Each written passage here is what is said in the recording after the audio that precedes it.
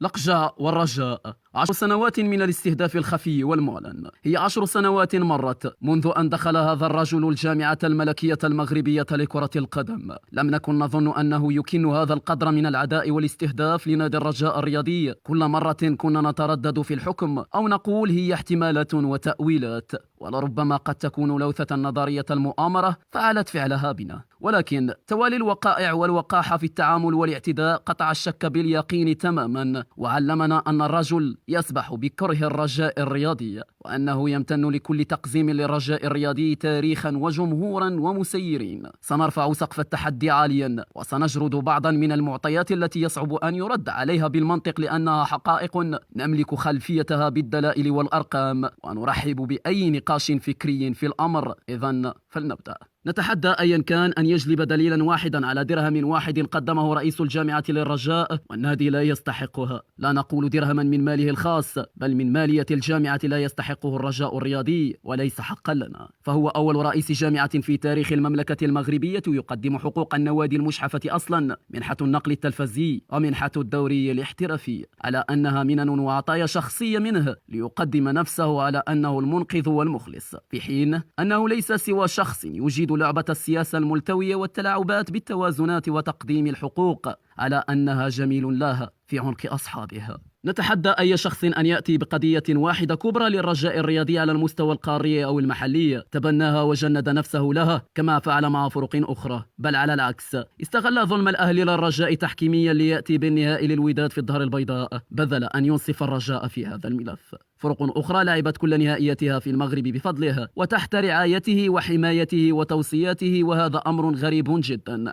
ولكننا نعرف ولنا ما نقول فيه. بينما الرجاء لعبت 3 نهائيات في البنين وكينشاسا وقطر بدون أدنى حماية منها، بل يكتفي فقط بالمجيء لأخذ الصور أثناء التتويج لتنضاف إنجازات الرجاء لإنجازاته الشخصية، وهو الذي ردد عبارته الشهيرة: واشكينا غير رجاء أمام مسؤولي النادي. نتحداه أن يكذب أن لاعبين تم انتزاعهم من الرجاء الرياضي وأمضوا عقود الانضمام لبركان والوداد في مكاتبه الرسمية، والقاسم المشترك هو محاربة الرجاء، فإن لم يأخذ فريقه يمر للدور الآخر وهو خدمة الغريم، وكل شيء بالدلائل والمعطيات وشهادات اللاعبين. نتحداه أن يكذب المجازر التحكيمية التي تعرض لها الرجاء بسببه بفضائح قارية ومحلية أمام فريقه الخاص، ومن ينسى فضيحة الحكم الكاميروني أنتوني إيفا في المباراة الفضيحة بدور الاتحاد الإفريقي سنة 2019، ومجازر جيد والذكي الرداد خدمة لفريقها. نتحداه أن يكذب تهديداته وابتزازاته لرؤساء الرجاء عن أي بلاغ أو موقف رافض للظلم التحكيمي أو ازدواجية المهام أو فساد العصبة ومن جعله على رأسها من مواليه السياسيين.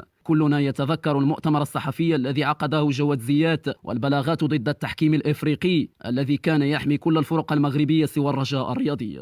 نتحدى أيضا أصحاب أسطوانة الأكاديمية وفضلها علينا فيها، وبالتالي وجب أن نصحح أمورا مهمة. الأكاديمية هي منحة شريفة من جلالة الملك محمد السادس نصره الله بعد الإنجاز الذي حشر أنفه فيه هو أيضا، وهو إنجاز كأس العالم سنة 2013، ومن قام بتشييدها تنفيذا لتعليمات جلالته هي الدولة المغربية مجسدة في عديد المؤسسات بما فيها وزارة الداخلية ووزارة التجهيز والنقل مشكورين، والجامعة بأوامر عليا من الدولة المغربية، وذلك اعترافا بالإنجاز غير المسبوق للرجاء، حيث لا نجد أي مسؤول في هذه الوزارات يؤمن ويبتز بما أنجزته مؤسسته سوى هذا الشخص ومطبليه من أعلاميين فاسدين. فالفضل كله لملك هذه البلاد أعزه الله ولإنجاز الرجاء الذي كان يستحق، أما هذا الشخص فهو محض منفذ للتعليمات، طبعا دون ما أن ننسى أنه كان هناك تماطل طويل في إخراج هذه الأكاديمية للوجود، وهي أيضا استعملت كورقة ضد العديد من مسؤولي النادي. لا يمكن لنا أن ننسى أحداثا فارقة في تاريخ التدبير الانحيازي لهذه الجامعة ولعصبتها المصطنعة، تحكيمها وبرمجتها الفاسدة والبعيدة عن النزاهة. لن ننسى يوم تم وضع لنا مباراة الجديدة وسط مباراتين في الجزائر برسم كأس العصبة الإفريقية وكأس جلالة الملك محمد السادس للأبطال العربية، وإلزامنا العودة للمغرب للعب مباراة الجديدة ثم العودة للجزائر في مدة لا تقل عن 5 أيام لخوض 3 مباريات،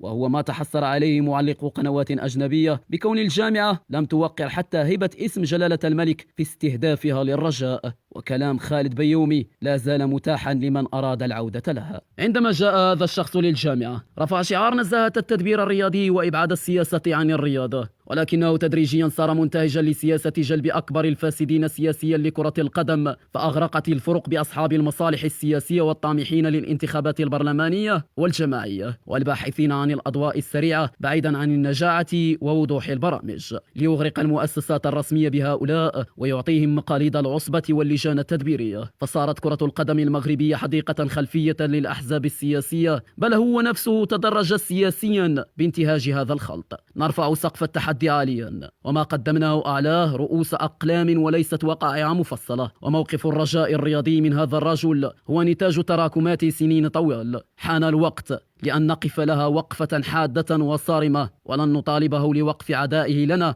فنحن متكفلين بالتصدي لها، ولكن نطالبه بشجاعة التصريح بأنه يعادي الرجاء الرياضي علنية بعد أن طبقها جهرا ل10 سنوات.